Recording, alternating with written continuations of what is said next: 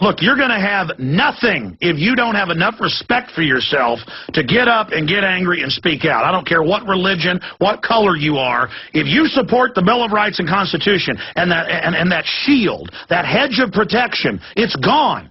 The shields are down now, folks. They've gotten rid of everything. I've got the Economist magazine in front of me. We're in Seattle.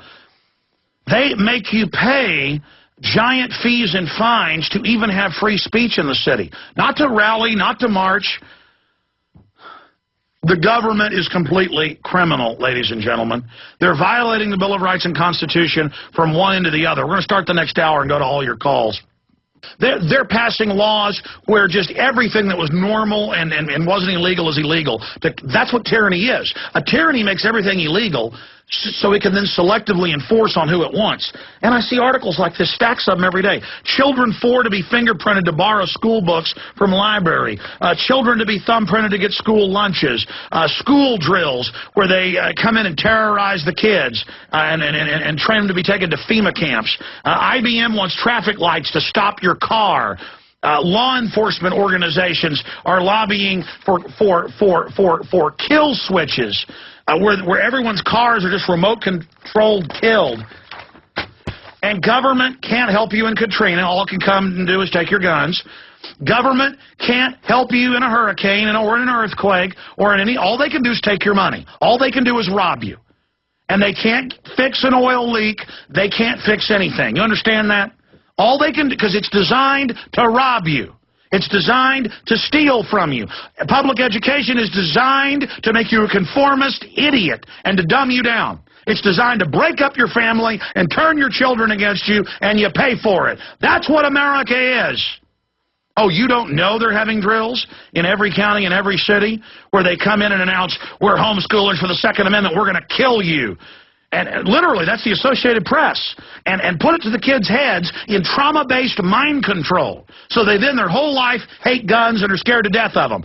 That's why the Violence Policy Center a few years ago was in the Austin American-Statesman debating me. They interviewed them, they interviewed me.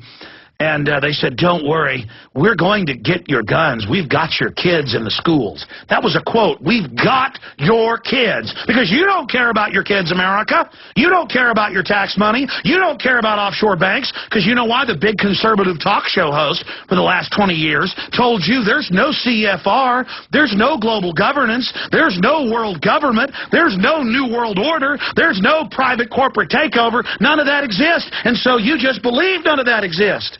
And so that's great. You know, I've talked about Israel's nuclear arsenal and how their Knesset 4 years ago threatened to nuke Europe if they didn't give them money. Now, I'm not even against Israel, but I am against a member of their Knesset saying that. That's their government. And then I had callers call in and say, how dare you even say Israel has nukes? Yes, they have them, but you're not allowed to say they have them. What? You know, that's the mind control in our culture. By the way, there are more newscasts now this week I've seen, CNN and others saying, yes, the troops grow the opium and ship it out, because if they don't, the Taliban will get the money and then we'll fund the terrorists. That's what they said in Vietnam. Oh, we better ship the heroin out or the commies will get it. We went there because the French lost control of the opium in Indochina in '58. Our troops were there for 7 years before you were told about it in Vietnam.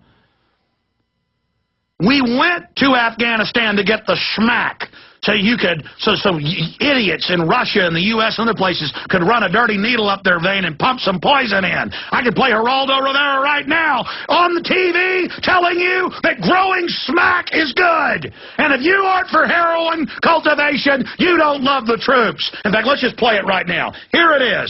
In your face. Opium in many, many ways. That is the principal crop that is being grown here. The Taliban lend the farmers the money.